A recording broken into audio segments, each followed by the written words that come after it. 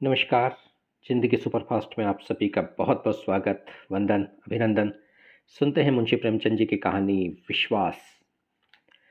उन दिनों मिस जोशी बम्बई सभ्य समाज की राधिका थी तो वह एक छोटी सी कन्या पाठशाला की अध्यापिका, पर उसका ठाट बाट, मान सम्मान बड़ी बड़ी धन रानियों को भी लज्जित करता था। वह एक बड़े महल में रहती थी, जो किसी जमाने में सितारा के महाराणा का निवास स्थान था। वहाँ सारे दिन नगर के रईसों, राजों, राज कर्मचारियों का तांता लगा रहता था। वह सारे प्रांत के धन और कीर्ति के उपासकों की देवी थी। अगर किसी को खिताब का खप्त था तो वह मिस जोशी की खुशामद करता था। किसी को अपने या अपने संबंधी के लिए कोई अच्छा ओहदा दिलाने की धुन थी तो वह मिस जोशी की आराधना करता था।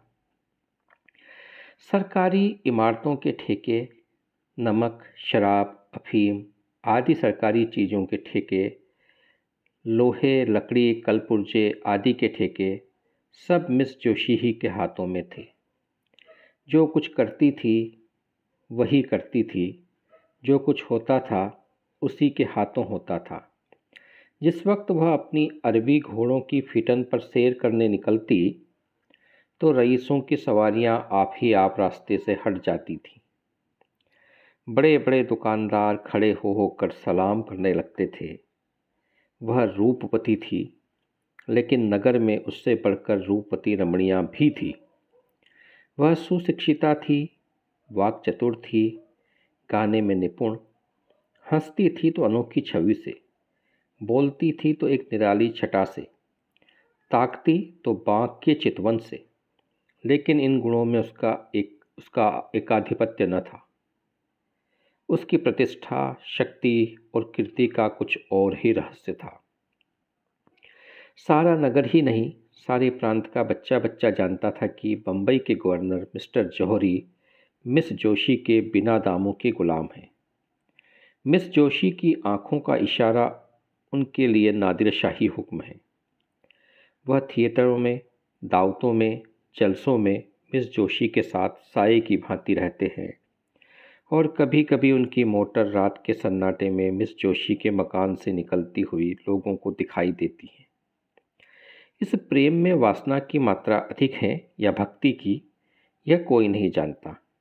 लेकिन मिस्टर जौहरी विवाहित हैं और मिस जोशी विधवा, इसलिए जो लोग उनके प्रेम को कलुषित कहते हैं वे उन पर कोई अत्याचार नहीं करते। बम्बई की व्यवस्थापिका सभा ने अनाज पर कर लगा दिया था और जनता की ओर से उसका विरोध करने के लिए एक विराट सभा हो रही थी। सभी नगरों से प्रजा के प्रतिनिधि उसमें सम्मिलित होने के लिए हजारों की संख्या में आए थे। मिस जोशी के विशाल भवन के सामने चौड़े मैदान में हरी हरी घास पर बम्बई की जनता अपनी फरियाद सुनाने के लिए जमा थी। अभी तक सभापति न आए थे, इसलिए लोग बैठे गपशप कर रहे थे। कोई कर्मचारियों पर आक्षेप करता था, कोई देश की स्थिति पर, कोई अपनी दीनता पर। अगर हम लोगों ने अकड़ने का जरा भी सामर्थ्य होता तो मजाल थी कि यह कर लगा दिया जाता। अधिकारियों का घर से बाहर निकलना मुश्किल हो जाता। हमारा ज़रूरत से ज़्यादा सीधापन हमें अधिकारियों के हाथों का खिलौना बनाए हुए है।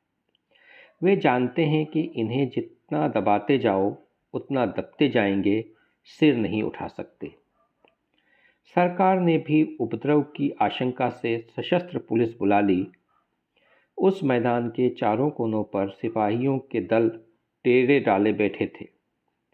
उनके अफसर घोड़ों पर सवार, हाथ में हंटर लिए जनता के बीच में निशंक भाव से घोड़े दौड़ाते फिरते थे, मानो साफ मैदान है। मिस जोशी के ऊंचे बरामदे में नगर के सभी बड़े बड़े रईस और राज्याधिकारी तमाशा देखने के लिए बैठे हुए थे। मिस जोशी मेहमानों का आदर सत्कार कर रही थीं और मिस्टर जौहरी आराम कुर्सी पर लेटे इस जनसमूह को घृणा और भय की दृष्टि से देख रहे थे। सहसा सभापति महाशय आपटे एक किराए के तांगे पर आते दिखाई दिए। चारों तरफ हलचल मच गई। लोग उठ उठकर उनका स्वागत करने दौड़े और उन्हें लाकर मंच पर बैठा दिया। आपटे की अवस्था 30-35 वर्ष से अधिक की न थी। दुबले पतले आदमी थे।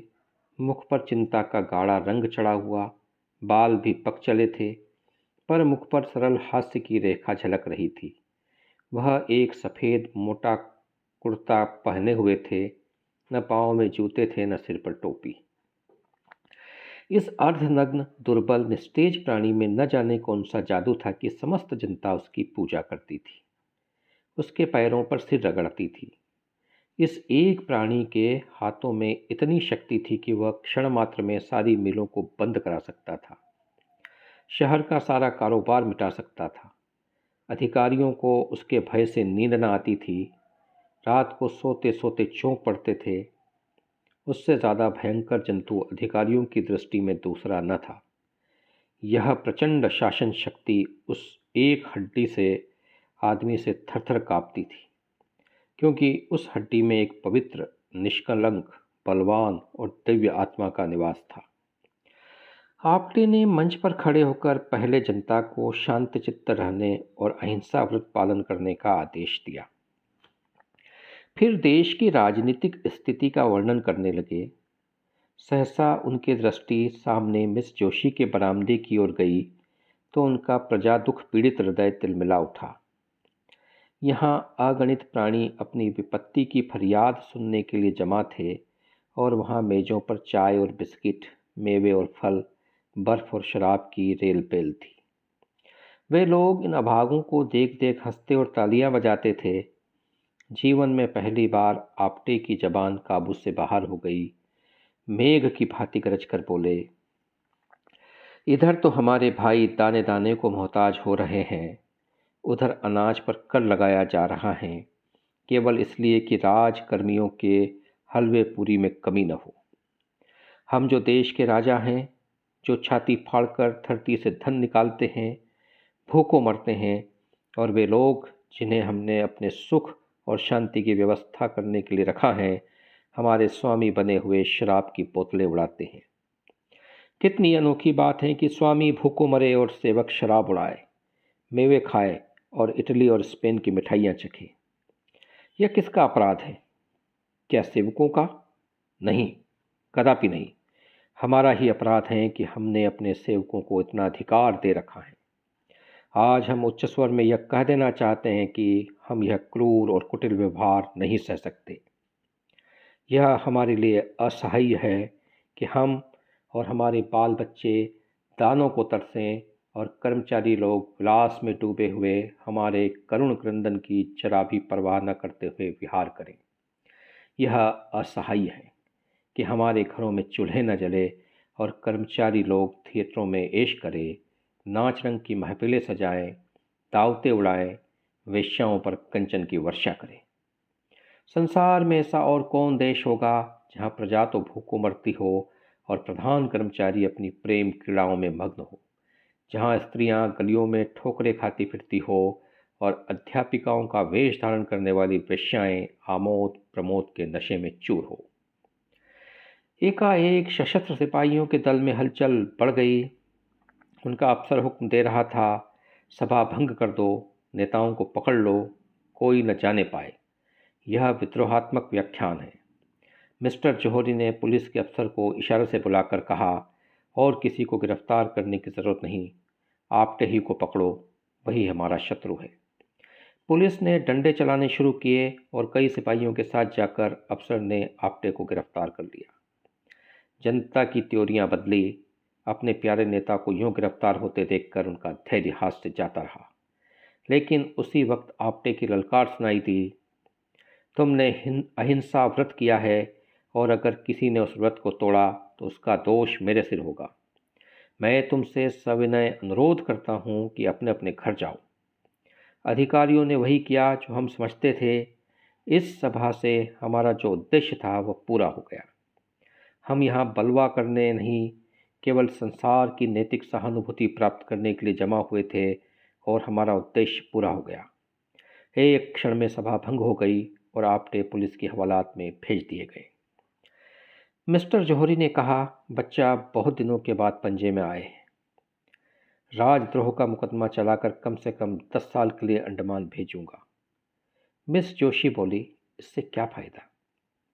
क्यों? उसको अपने किए की सज़ा मिल जाएगी। लेकिन सोचिए, हमें उसका कितना मूल्य देना पड़ेगा।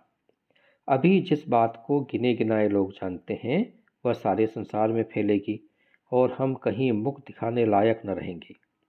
आप अखबारों के संवाददाताओं की ज़बान तो नहीं बंद कर सकते। कुछ भी हो, मैं इसे जेल में सड़ाना चाहता हूँ।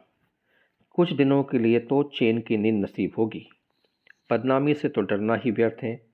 हम प्रांत के सारे समाचार पत्रों को अपने सदाचार का राग अलापने के लिए मोल ले सकते हैं। हम प्रत्येक लांछन को झूठा साबित कर सकते हैं। आपटे पर मिथ्या दोषारोपण का अपराध लगा सकते हैं। मैं इससे सहज उपाय बतला सकती हूँ। आप आपटे को मेरे हाथ में छोड़ दीजिए। मैं उससे मिलूंगी और उन यंत्रों से जिनका प्रयोग करने में हमारी जाति सिद्धहस्त हैं, उसके आंतरिक भावों और विचारों की था लेकर आपके सामने रख दूंगी। मैं ऐसे प्रमाण खोज निकालना चाहती हूँ जिनके उत्तर में उसे मुंह खोलने का साहस न हो और संसार की सहानुभूति उसके बदले हमारे साथ हो। चारों ओर से यही आवाज़ आई कि यह कपटी और धूर्त था और सरकार ने उसके साथ वही व्यवहार किया है जो होना चाहिए। मुझे विश्वास है कि वह षड्यंत्रकारियों का मुखिया है और मैं इसे सिद्ध कर देना चाहती हूँ। मैं उसे जनता की दृष्टि में देवता नहीं बनाना चाहती, उसको राक्षस के रूप में दिखाना चाहती हूँ। यह काम इतना आसान नहीं है जितना तुमने समझ रखा है। आपटे राजनीति में बड़ा चतुर है। ऐसा कोई पुरुष नहीं जिस पर युवती अपनी मोहिनी न डाल सके। अगर तुम्हें विश्वास है कि तुम यह काम पूरा कर दिखाओगी तो मुझे कोई आपत्ति नहीं है। मैं तो केवल उसे दंड देना चाहता हूँ। तो हुक्म दे दीजिए कि वह इसी वक्त छोड़ दिया जाए। जनता कहीं यह तो न समझेगी कि सरकार डर गई। नहीं, मेरे ख्याल में तो जनता पर इस व्यवहार का बहुत अच्छा असर पड़ेगा। लोग समझेंगे कि सरकार ने जनमत का सम्मान किया है। लेकिन तुम्हें उसके घर जाते लोग देखेंगे तो मन में क्या कहेंगे? नकाब डालकर जाऊंगी, किसी को कानों कान खबर न होगी। मुझे तो अब भी भय है कि वह तुम्हें संदेह की दृष्टि से देखेगा और तुम्हारे पंजे में न आएगा। लेकिन तुम्हारी इच्छा है तो आजमा लो। यह कहकर मिस्टर जोशी ने मिस जोशी को प्रेममय नेत्रों से देखा, हाथ मिलाया और चले गए। आकाश पर तारे निकले हुए थे।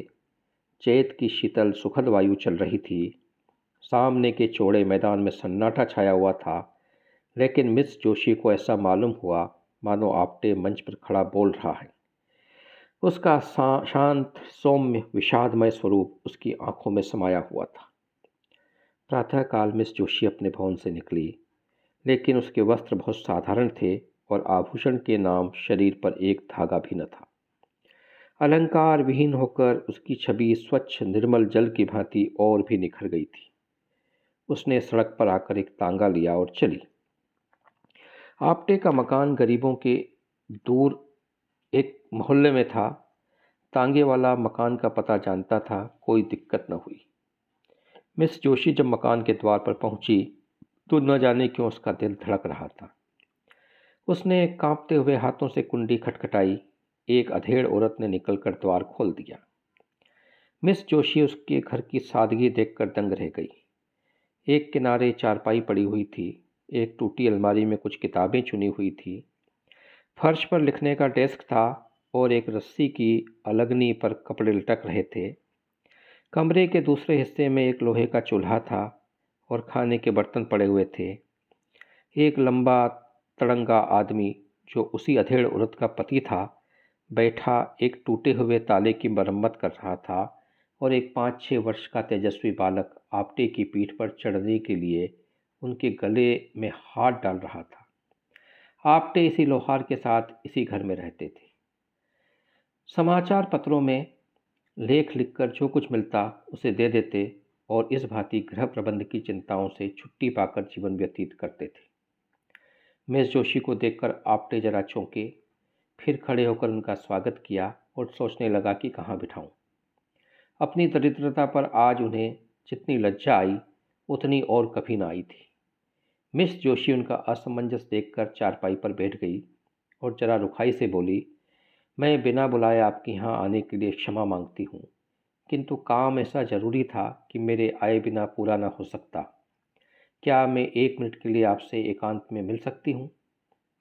आपटे ने जगन्नाथ की ओर देखकर कमरे के बाहर चले जाने का इशारा किया। उसकी स्त्री भी बाहर चली गई, केवल बालक रह गया। वह मिस जोशी की ओर बार बार उत्सुक आंखों से देखता था, मानो पूछ रहा हो कि तुम आपटे दादा की कौन हो। मिस जोशी ने चारपाई से उतरकर जमीन पर बैठते हुए कहा, आप कुछ अनुमान कर सकते हैं कि मैं इस वक्त क्यों आई हूँ? आपटे ने झेंपते हुए कहा, आपकी कृपा के सिवा और क्या कारण हो सकता है? मिस जोशी, नहीं, संसार इतना उदार नहीं हुआ कि आप जिसे गालियाँ दे वह आपको धन्यवाद दे। आपको याद है कि कल आपने अपने व्याख्यान में मुझ पर क्या क्या आक्षेप किए थे। मैं आपसे जोर देकर कहती हूँ कि वे आक्षेप करके आपने मुझ पर घोर अत्याचार किया है। आप जैसे सरहृदय शीलवान विद्वान आदमी से मुझे ऐसी आशा न थी। मैं अबला हूँ, मेरी रक्षा करने वाला कोई नहीं है। क्या आपको उचित था कि एक अबला पर मिथ्यारोपण करें? अगर मैं पुरुष होती तो आपसे ड्यूल खेलने का आग्रह करती। अबला हूँ, इसलिए आपकी सज्जनता को स्पर्श करना ही मेरे हाथ में है। आपने मुझ पर जो लांछन लगाए वे सर्वथा निर्मूल हैं। आपटे ने दृढ़ता से कहा, अनुमान तो बाहरी प्रमाणों से ही किया जाता है। मिस जोशी बोली, बाहरी प्रमाणों से आप किसी के अंतःस्थल की बात नहीं जान सकते। आपटे बोला, आपके भीतर बाहर क्या एक न हो? उसे देखकर भ्रम में पड़ जाना स्वाभाविक है। मिस जोशी बोली, हाँ, तो वह आपका भ्रम है और मैं चाहती हूँ कि आप उस कलंक को मिटा दें जो आपने मुझ पर लगाया है। आप इसके लिए प्रायश्चित करेंगी? आपटे बोला, अगर न करूँ तो मुझसे बड़ा दुरात्मा संसार में न होगा। मिस जोशी बोली, आप मुझ पर विश्वास करते हैं? आपटे बोला, मैंने आज तक किसी रमणी पर अविश्वास नहीं किया। मिस जोशी बोली, क्या आपको यह संदेह हो रहा है कि मैं आपके साथ कौशल कर रही हूँ? आपटे ने मिस जोशी की ओर अपने सदै सजल सरल नेत्रों से देखकर कहा, बाई जी, मैं गंवार और अशिष्ट प्राणी हूँ, लेकिन नारी जाति के लिए मेरे हृदय में जो आदर है वह उस श्रद्धा से कम नहीं है जो मुझे देवताओं पर है। मैंने अपनी माता का मुख नहीं देखा, यह भी नहीं जानता कि मेरे पिता कौन हैं, किंतु जिस देवी की दया वृक्ष की छाया में मेरा पालन पोषण हुआ, उनकी प्रेम मूर्ति आज तक मेरी आंखों के सामने है और नारी के प्रति मेरी भक्ति को सजीव रखे हुए है। मैं उन शब्दों को मुंह से निकालने के लिए अत्यंत दुखी और लज्जित हूँ जो आवेश में निकल गए, और मैं आज ही समाचार पत्रों में खेद प्रकट करके आपसे क्षमा की प्रार्थना करूँगा। मिस जोशी को अब तक अधिकांश स्वार्थी आदमियों से ही पाला पड़ा था, जिनके चिकने चुपड़े शब्दों में मतलब छिपा होता था। आपटे के सरल विश्वास पर उसका चित्त आनंद से गदगद हो गया। शायद वह गंगा में खड़ी होकर अपने अन्य मित्रों से यह कहती तो उसके फैशनेबल मिलने वालों में ही किसी को उस पर विश्वास न आता। सब मुंह के सामने तो हाँ करते, पर बाहर निकलते ही उसका मजाक उड़ाना शुरू करते।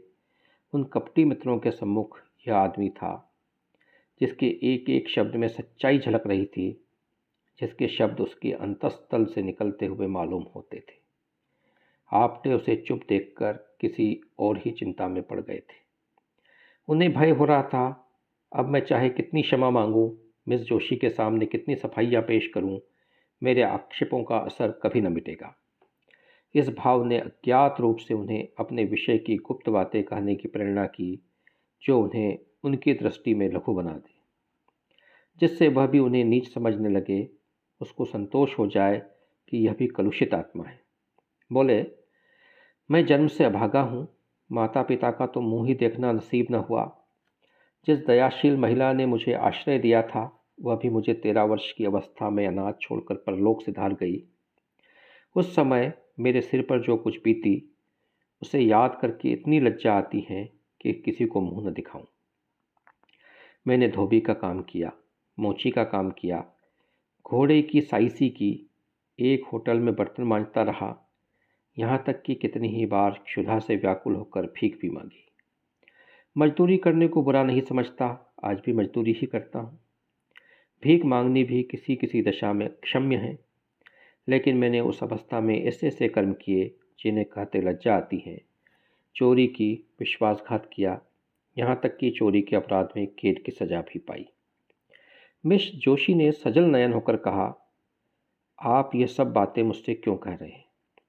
मैं इनका उल्लेख करके आपको कितना बदनाम कर सकती हूँ, इसका आपको भय नहीं है? आपटे ने हंसकर कहा, नहीं, आपसे मुझे यह भय नहीं है। मिस जोशी, अगर मैं आपसे बदला लेना चाहूँ तो? आपटे बोला, जब मैं अपने अपराध पर लज्जित होकर आपसे क्षमा मांग रहा हूँ तो मेरा अपराध रहा ही कहाँ जिसका आप मुझसे बदला लेंगी? इससे तो मुझे भय होता है कि आपने मुझे क्षमा नहीं किया, लेकिन यदि मैंने आपसे क्षमा न मांगी होती तो भी मुझसे बदला न ले सकती। बदला लेने वाले की आंखें यूं सजल नहीं हो जाया करती। मैं आपको कपट करने के अयोग्य समझता हूँ। यदि आप कपट करना चाहती तो यहाँ कभी ना आती। मिस जोशी बोली, मैं आपका भेद लेने ही के लिए तो यहाँ आई हूँ। आपटे बोला, तो शौक से ले लीजिए। मैं बतला चुका हूँ कि मैंने चोरी के अपराध में कैद की सजा पाई थी, नासिक के जेल में रखा गया था। मेरा शरीर दुर्बल था, जेल की कड़ी मेहनत न हो सकती थी और अधिकारी लोग मुझे कामचोर समझकर बेतों से मारते थे। आखिर एक दिन मैं रात को जेल से भाग खड़ा हुआ था। मिस जोशी बोली, आप तो छिपे रुस्तम निकले। आपटे बोला, ऐसा भागा कि किसी को खबर नहीं हुई। आज तक मेरे नाम वारंट जारी हैं और 500 रुपये इनाम भी है। मिस जोशी बोली, तब तो मैं आपको ज़रूर ही पकड़वा दूंगी। आपटे बोला, तो फिर मैं आपको अपना असल नाम भी बतलाई देता हूँ। मेरा नाम दामोदर मोदी है। यह नाम तो पुलिस से बचने के लिए रख छोड़ा है। बालक अब तक तो चुपचाप बैठा हुआ था। मिस जोशी के मुंह से पकड़ाने की बात सुनकर वह सजग हो गया। उन्हें डांटकर बोला, हमारे दादा को कौन पकड़ेगा? मिस जोशी बोली, सिपाही और कौन? बालक बोला, हम सिपाही को मारेंगे। यह कहकर वह एक कोने से अपने खेलने का डंडा उठा लाया और आपटे के पास विरोचित भाव से खड़ा हो गया, मानो सिपाहियों से उनकी रक्षा कर रहा हो। मिस जोशी बोली, आपका रक्षक तो बड़ा बहादुर मालूम होता है। आपटे बोला, इसकी भी एक कथा है। साल भर होता है यह लड़का खो गया था। मुझे रास्ते में मिला, मैं पूछता पूछता इसे यहाँ लाया। उसी दिन से इन लोगों से मेरा इतना प्रेम हो गया है कि मैं इनके साथ रहने लगा। मिस जोशी बोली, आप कुछ अनुमान कर सकते हैं कि आपका वृत्तांत सुनकर मैं आपको क्या समझ रही हूँ? आपटे बोला, वही जो मैं वास्तव में हूँ, नीच, कमीना, धूर्त। मिस जोशी बोली, नहीं, आप मुझ पर फिर अन्याय कर रहे हैं।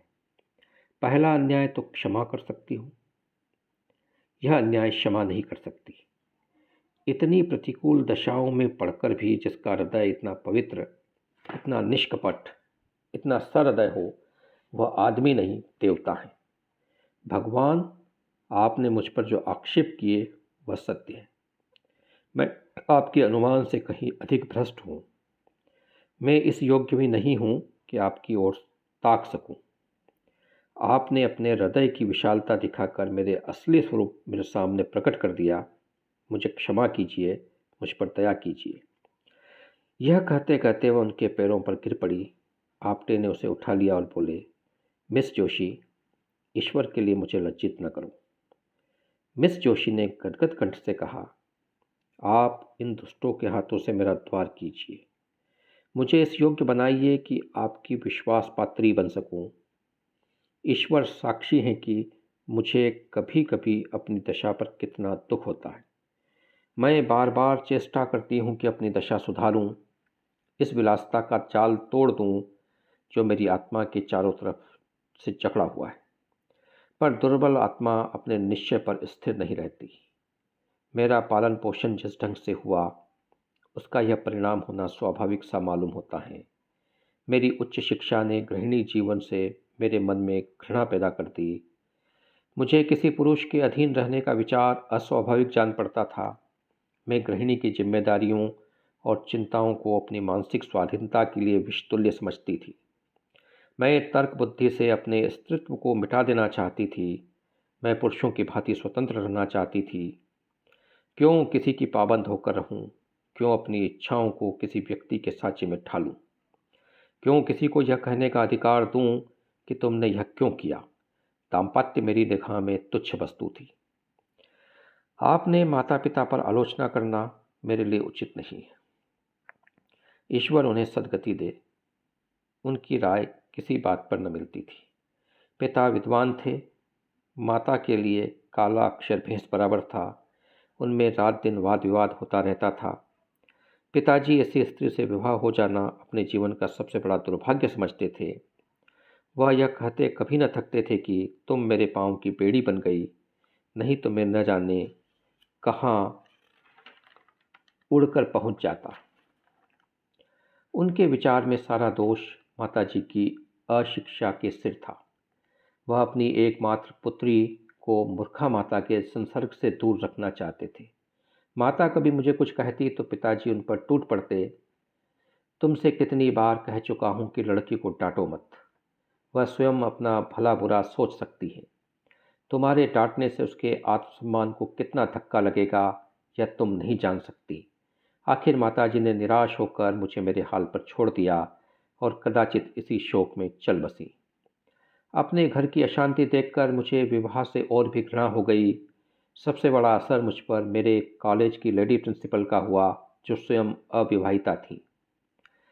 मेरा तो अब यह विचार है कि युवकों को शिक्षा का भार केवल आदर्श चरित्रों पर रखना चाहिए।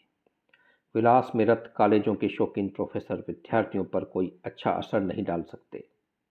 मैं इस वक्त ऐसी बातें आपसे कह रही हूँ, पर अभी घर जाकर यह सब भूल जाऊंगी। मैं जिस संसार में हूँ उसकी जलवायु ही दूषित है। वहाँ सभी मुझे कीचड़ में लथपथ देखना चाहते हैं और विलासासक्त रहने में ही उनका स्वार्थ है। आप वो पहले आदमी हैं जिसने मुझ पर विश्वास किया है, जिसने मुझसे निष्कपट व्यवहार किया है। ईश्वर के लिए अब मुझे भूल न जाइएगा। आपटे ने मिस जोशी की ओर वेदनापूर्ण दृष्टि से देखकर कहा, अगर मैं आपकी कुछ सेवा कर सकूं तो मेरे लिए यह सौभाग्य की बात होगी। मिस जोशी, हम सब मिट्टी के पुतले हैं, कोई निर्दोष नहीं। मनुष्य बिगड़ता है तो परिस्थितियों से या पूर्व के संस्कारों से। परिस्थितियों का त्याग करने से ही हम बच सकता है। संसार से गिरने वाले मनुष्य का मार्ग इससे कहीं कठिन है। आपकी आत्मा सुंदर और पवित्र है, केवल परिस्थितियों ने उसे कोहरे की भांति ढक लिया है। अब विवेक का सूर्य उदय हो गया है। ईश्वर ने चाहा तो कोहरा भी हट जाएगा, लेकिन सबसे पहले उन परिस्थितियों को त्याग करने के लिए तैयार हो जाइए। मिस जोशी बोली, यही आपको करना होगा। आपटे ने चुभती हुई निगाहों से देखकर कहा, वैद्य रोगी को जबरदस्ती दवा पिलाता है क्या? मिस जोशी बोली, मैं सब कुछ करूंगी। मैं कड़वी से कड़वी दवा पीऊंगी यदि आप पिलाएंगे। कल आप मेरे घर आने की कृपा करेंगे शाम को? आपटे बोला, अवश्य आऊँगा। मिस जोशी ने विदा होते हुए कहा, भूलिएगा नहीं, मैं आपकी राह देखती रहूँगी। अपने रक्षक को भी लाइएगा। यह कहकर उसने बालक को गोद में उठाया और उसे गले से लगाकर बाहर निकल आई। गर्व के मारे उसके पांव जमीन पर न पड़ते थे। मालूम होता था हवा में उड़ी जा रही है। प्यास से तड़पते हुए मनुष्य को नदी का तट नजर आने लगा था।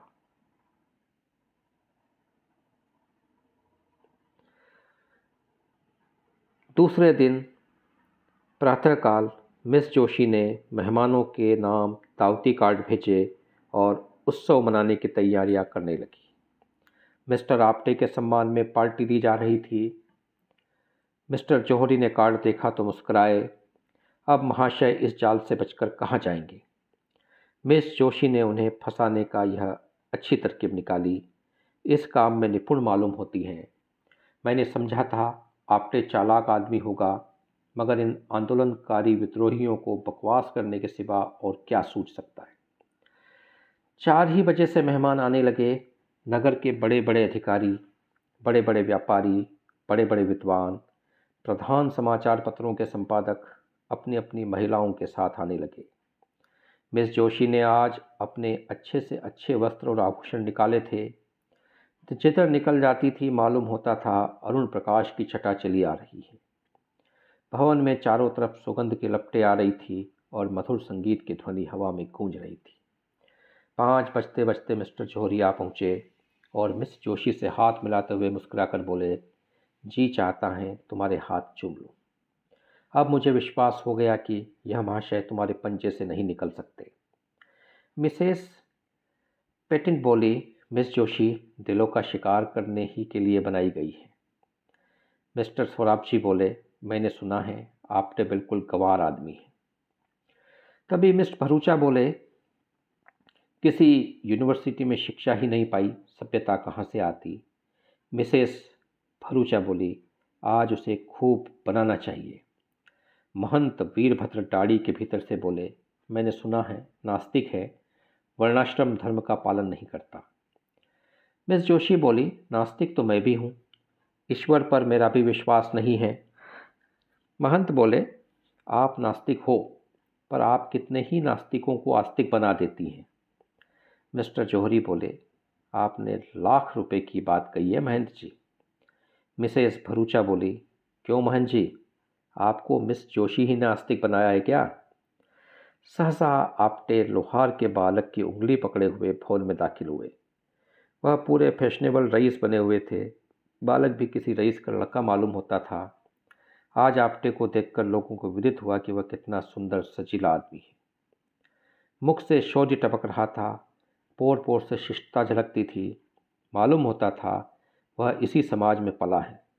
लोग देख रहे थे कि वह कहीं चूके और तालियां बजाएं, कहीं फिसले और कह कहे लगाएं, पर आपटे मजे हुए खिलाड़ी के भांति जो कदम उठाता था वह सधा हुआ, जो हाथ दिखलाता था वह जमा हुआ। लोग उसे पहले तुच्छ समझते थे, अब उससे ईर्ष्या करने लगे, उस पर फप्तियाँ उड़ानी शुरू की। लेकिन आपटे इस कला में भी एक नई बात निकालते थे। बात मुंह से निकली और उसने जवाब दिया, पर उनके जवाब में मालिन्य या कटुता का लेश नहीं था। उनका एक एक शब्द सरल, स्वच्छ, चित्त को प्रसन्न करने वाला, भावों में डूबा होता था। मिस जोशी उनकी वाक्पटुता पर फूल उठती थी। सोराब जी बोले, आपने किस यूनिवर्सिटी में शिक्षा पाई थी। आपने बोले, यूनिवर्सिटी में शिक्षा पाई होती तो आज मैं भी शिक्षा विभाग का अध्यक्ष न होता। मिसेस भरूचा बोली, मैं तो आपको भयंकर जंतु समझती थी। आपने ने मुस्कुराकर कहा, आपने मुझे महिलाओं के सामने न देखा होगा। सहसा मिस जोशी अपने सोने के कमरे में गई और अपने सारे वस्त्र आभूषण उतार फेंके। उसके मुख में शुभ्र संकल्प का तेज निकल रहा था। नेत्रों से दबी ज्योति प्रस्फुटित हो रही थी, मानो किसी देवता ने उसे वरदान दिया हो। उसने सजे हुए कमरे को घृणा के नेत्रों से देखा, अपने आभूषणों को पैरों से ठुकरा दिया और एक मोटी साफ साड़ी पहनकर बाहर निकली।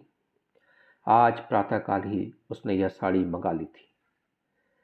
उसे इस नए वेश में देखकर सब लोग चकित हो गए। यह काया पलट कैसे। सहसा किसी की आंखों को विश्वास न आया, किंतु मिस्टर जौहरी बगले बजाने लगे। मिस जोशी ने इसे फंसाने के लिए यह कोई नया स्वांग रचा है।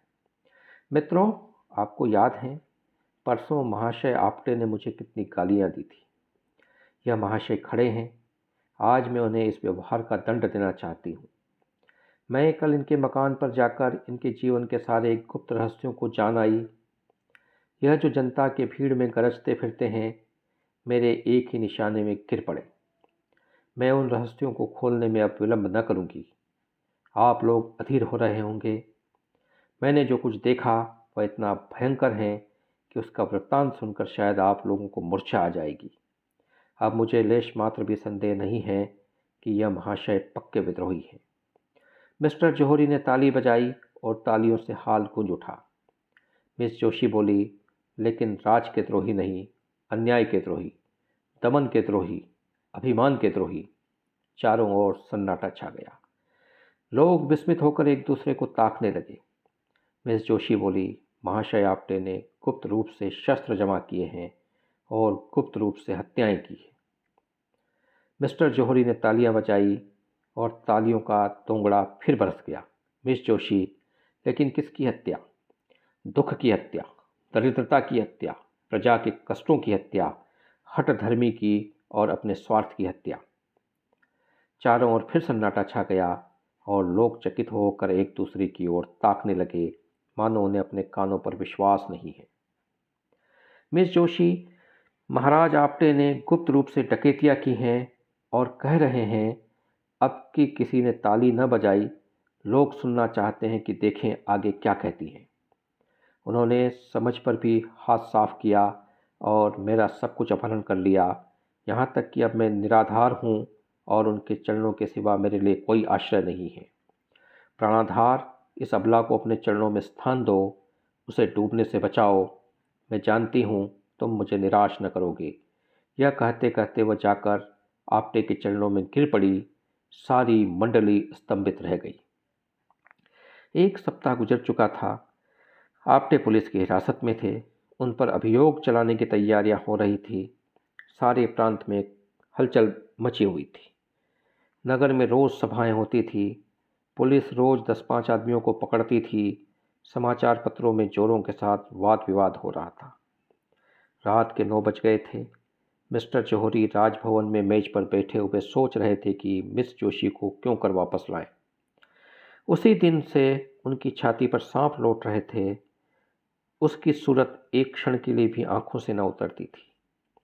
वह सोच रहे थे, इसने मेरे साथ ऐसा दगा किया, मैंने इसके लिए क्या कुछ नहीं किया।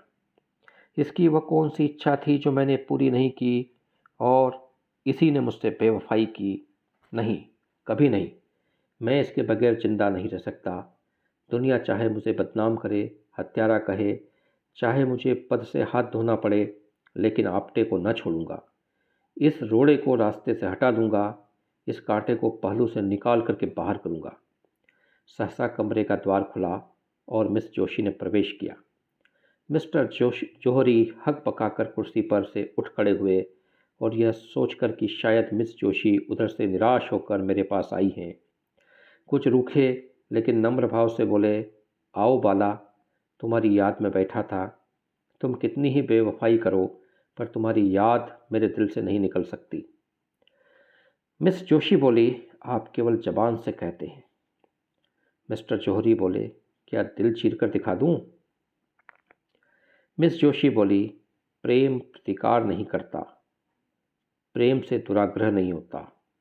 आप मेरे खून के प्यासे हो रहे हैं, उस पर भी आप कहते हैं मैं तुम्हारी याद करता हूँ। आपने मेरे स्वामी को हिरासत में डाल रखा है, यह प्रेम है क्या? आखिर आप मुझसे क्या चाहते हैं? अगर आप समझ रहे हो कि इन शक्तियों से डरकर मैं आपकी शरण में आ जाऊंगी, तो यह आपका भ्रम है। आपको अख्तियार है कि आप्टे को काला पानी भेज दें, फांसी पर चढ़ा दें, लेकिन इसका मुझ पर कोई असर न होगा। वह मेरे स्वामी हैं, मैं उनको अपना स्वामी समझती हूँ। उन्होंने अपनी विशाल उदारता से मेरा उद्धार किया। आप मुझे विषय के फंदों में फंसाते थे, मेरी आत्मा को कलुषित करते थे। कभी आपको यह ख्याल आया कि इसकी आत्मा पर क्या बीत रही होगी? आप मुझे आत्मा शून्य समझते थे। इस देव पुरुष ने अपनी निर्मल स्वच्छ आत्मा के आकर्षण से मुझे पहले ही मुलाकात में खींच लिया। मैं उसकी हो गई और मरते दम तक उसी की रहूँगी। उस मार्ग में अब आप मुझे उस मार्ग से नहीं हटा सकते। मुझे एक सच्ची आत्मा की ज़रूरत थी, वह मुझे मिल गई। उसे पाकर अब 3 लोगों की संपदा मेरी आंखों में तुच्छ है। मैं उनके वियोग में चाहे प्राण दे दूं, पर आपके काम नहीं आ सकती। मिस्टर जौहरी बोले, मिस जोशी, प्रेम उदार नहीं होता, क्षमाशील नहीं होता। मेरे लिए तुम सर्वस्व हो, जब तक मैं समझता हूँ कि तुम मेरी हो। अगर तुम मेरी नहीं हो सकती, तो मुझे इसकी क्या चिंता हो सकती है कि तुम किस दशा में हो। मिस जोशी बोली, यह आपका अंतिम निश्चय है? मिस्टर जौहरी बोले, अगर मैं कह दूं कि हाँ तो? मिस जोशी ने सीने से पिस्तौल निकालकर कहा, तो पहले आपकी लाश जमीन पर पड़ी में होगी और उसके बाद मेरी। बोलिए, यह आपका अंतिम निश्चय है? यह कहकर मिस जोशी ने जौहरी की तरफ पिस्तौल को सीधा किया। जौहरी उठ खड़े हुए और मुस्कुराकर बोले, क्या तुम मेरे लिए कभी इतना साहस कर सकती थी? कदापि नहीं। अब मुझे विश्वास हो गया कि मैं तुम्हें नहीं पा सकता। जाओ, तुम्हारा आपटे तुम्हें मुबारक हो। उस पर से अभियोग हटा लिया जाएगा। पवित्र प्रेम में यह साहस है। अब मुझे विश्वास हो गया कि तुम्हारा प्रेम पवित्र है। अगर कोई पुराना पापी भविष्यवाणी कर सकता तो मैं कहता वह दिन दूर नहीं जब तुम इस भवन की स्वामिनी होंगी। आपने ने मुझे प्रेम के क्षेत्र में नहीं, राजनीति के क्षेत्र में भी परास्त कर दिया। सच्चा आदमी एक मुलाकात में ही जीवन को बदल सकता है, आत्मा को जगा सकता है और अज्ञान को मिटाकर प्रकाश की ज्योति फैला सकता है। यह आज सिद्ध हो गया। तो हमने मुंशी प्रेमचंद जी की कहानी को सुना। कहानी का शीर्षक था विश्वास। और कहने की आवश्यकता नहीं कि कोई भी जो सच्चा और अच्छा व्यक्ति होता है वह किसी के भी जीवन को बदल सकता है। और